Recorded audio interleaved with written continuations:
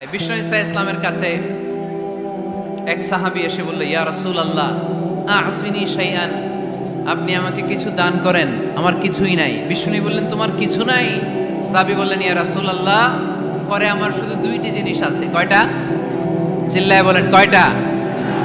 এক হচ্ছে একটা জামা, দুই হচ্ছে পানি খাওয়ার একটা জগ। বিষ্ণু বললেন, এই দুইটাই নিয়ে আস। বিশ্বনবীর কথা শুনে ওই সাহাবী ঘর থেকে জামা নিয়ে আসলেন, পানি খাওয়ার জগ নিয়ে আসলেন।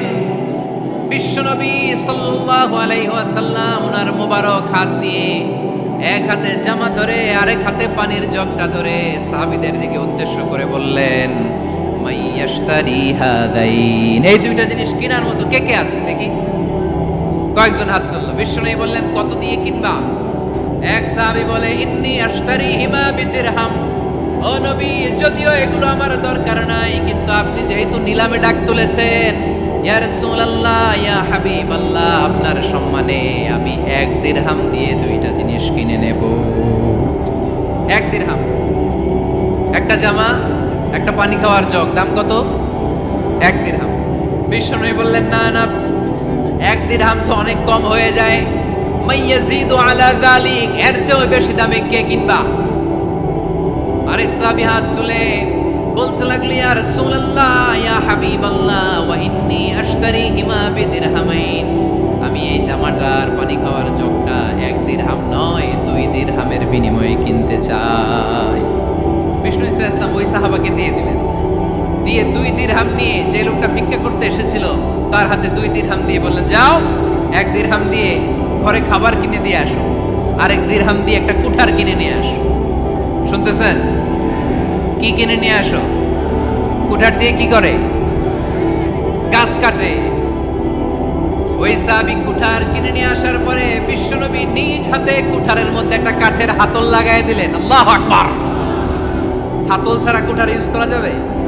বিশ্বনবী নিজ হাতে ওই কুঠারের ভেতরে একটা হাতল লাগাই দিলেন আর বললেন, লা উরিদু আন আরাকা 15 আইয়াম, এই কুঠার নিয়ে জঙ্গলে যাও, গায়ে অনেক শক্তি আছে, কাঠ কাটো, এই কাঠ কেটে বাজারে বিক্রি করো, সামনের 15 দিন যেন আমি আমার চোখের সামনে তোমার না দেখি। বিশ্বনবীর পরামর্শ অনুযায়ী কুঠার নিয়ে ওই সাহাবী জঙ্গলে চলে গেলেন। কাঠ কেটে বাজারে বিক্রি করতে করতে 15 দিন পরে 10 দিরহাম নিয়ে বিশ্বনবীর দরবারে হাজির হয়ে গেলেন। 10 দিরহাম নিয়ে বিশ্বনবীর কাছে হাজির হয়ে গেলেন।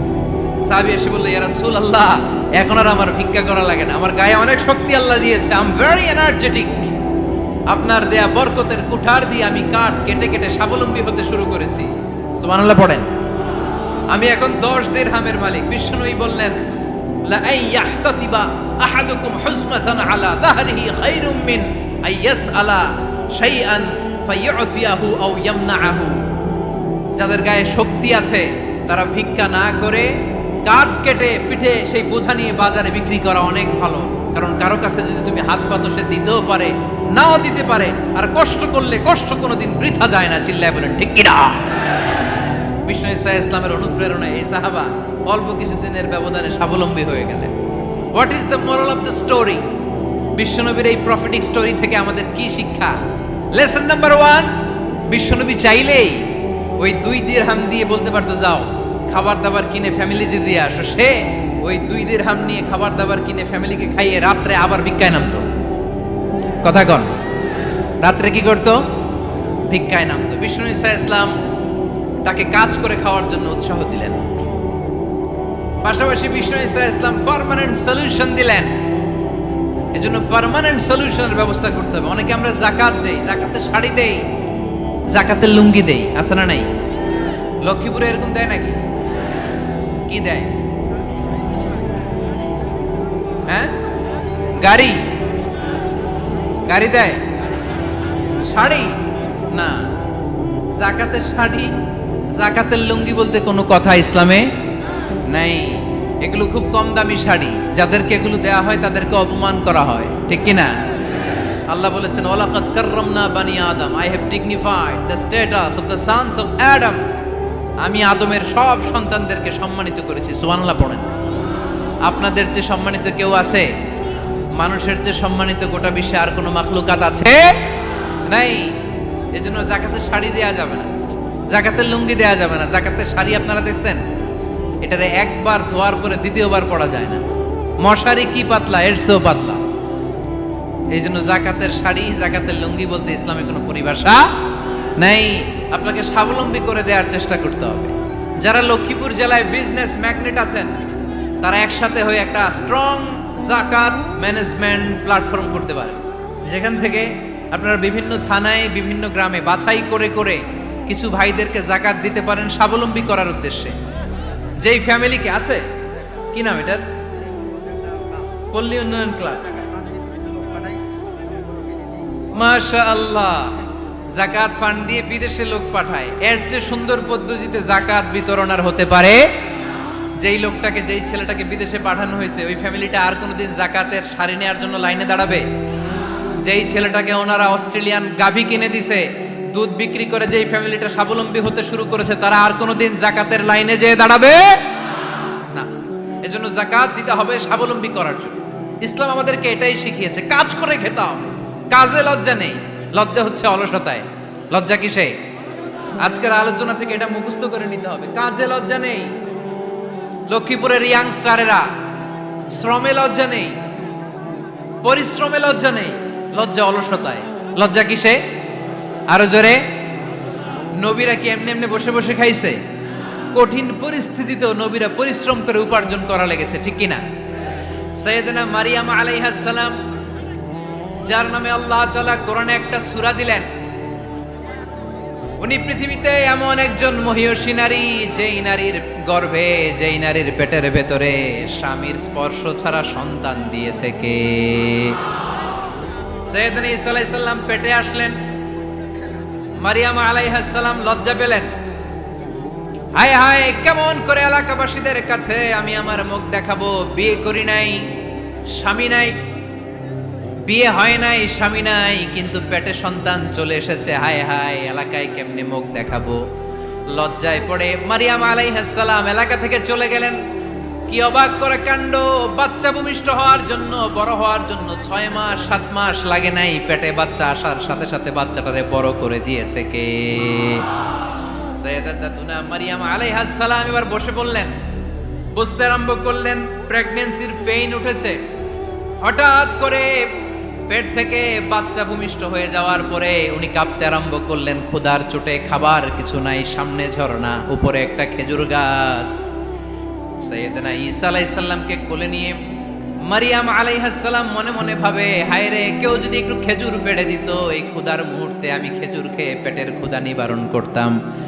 রব্বুল আলামিন মারিয়ামকে উদ্দেশ্য করে আয়াত নাজিল করে দিলেন, ওয়া হুজ্জি ইলাইকি বিজিযইন নাখলাতি তুসাকিত আলাইকি রতবান জানিয়া। কোরআন সাক্ষী, হুজ্জি ইলাইকি বিজিযইন নাখলা, এর মানে হচ্ছে মারিয়াম, কেউ পেড়ে দিবে না, একটু কষ্ট করে হাতটা উঁচু করে খেজুরের ডালা ধরে ঝাঁকুনি মারো, টসটসে কাঁচা পাকা খেজুর নিচের দিকে পড়বে, তারপর তুমি তুলে খাবে। সুবহানাল্লাহ পড়েন। আল্লাহ চাইলে অটোমেটিক্যালি কারামাত হিসেবে খেজুরগুলো নিচে ফেলতে পারতেন না? কথা কন, খেজুরগুলো অটোমেটিক্যালি নিচের দিকে পড়ছে? পড়ে নাই। আল্লাহ শিক্ষা দিয়েছে, যেই পরিস্থিতিতে থাকো না কেন, তোমাকে শ্রম ব্যয় করে, কষ্ট করে তোমার উপার্জন করতে হবে, রিজিকের বন্দোবস্ত করতে হবে। চিল্লায় বলেন ঠিক কিনা? ইসলাম আমাদেরকে এটাই শিখিয়েছে, কাজে লজ্জা নাই। আবার বিশ্বনবী বললেন, ইন খামাতিস সাআ ওয়া ফি ইয়াদি আহাদিকুম ফাসিলাতুন, তোমাদের কারো হাতে যদি একটা চারা বীজ থাকে, সে যদি দেখে কিয়ামত হতে শুরু করেছে, ফাইন ইসতাতাআ আন ইয়াগরিসাহা ক্বাবলা আন তাকুমাস সাআ ফালইয়াগরিসহা, কারো হাতে একটা চারা বীজ নিয়ত করেছে, চারা বীজটা রোপণ করবে, ইন দ্য মিন টাইম দেখলো কিয়ামত হতে শুরু করেছে, বিশ্বনবী বললেন, যদি তোমার সুযোগ থাকে কিয়ামত হওয়ার আগে চারা বীজটা রোপণ করে দাও। কথা বুঝতে পেরেছেন? আপনার হাতে একটা চারা বীজ, আপনি প্ল্যান করেছেন এই চারা বীজটা রোপণ করবেন, ইন দ্য মিন টাইম দেখলেন কি হওয়া শুরু হয়েছে? ইযা জুলজিলাতিল আরদু জিলজালাহা, দ্য বিগেস্ট আর্থকোয়েক, ভূমিকম্প শুরু হয়েছে, কিয়ামত হয়ে যাবে। বিশ্বনবী বললেন, কিয়ামত হইতেছে ওদিকে, আর তোমার হাতে যদি চারা বীজ থাকে, দেরি করো না, কিয়ামত তোমার কাছ পর্যন্ত আসার আগে সুযোগ পেলে চারা বীজটা রোপণ করে দাও। ইসলাম শিখিয়েছে শেষ নিঃশ্বাস পর্যন্ত তোমাকে লড়ে যেতে হবে। এই পৃথিবীতে কেউ কাউকে জায়গা করে দেয় না, জায়গা করে নিতে হয়। এই পৃথিবীটা, the life is not a bed of roses, এটা ফুল বিছানো কোনো ফুল সজ্জা নয়, এটা কণ্টকাকীর্ণ। কেউ আপনার স্পেস করে দিবে না, কেউ আপনাকে সুযোগ করে দিবে না, কেউ আপনার জায়গা করে দিবে না, বরং আপনি জায়গা করে নিলে টাইনা নিচে নামাবে। কথা বলেন। এজন্য কখনো অলসতাকে স্থান দেয়া যাবে। রসুল বাত্তালি দুক্কানু শয়তান, অলস মস্তিষ্ক শয়তানের আড্ডা। অলস যদি কেউ থাকে এটারে টেনে বেঁধে কাজে নামাবেন, পারা যাবে? আলহামদুলিল্লাহ লক্ষ্মীপুরে এরকম অলস ছেলে পেলে নাই।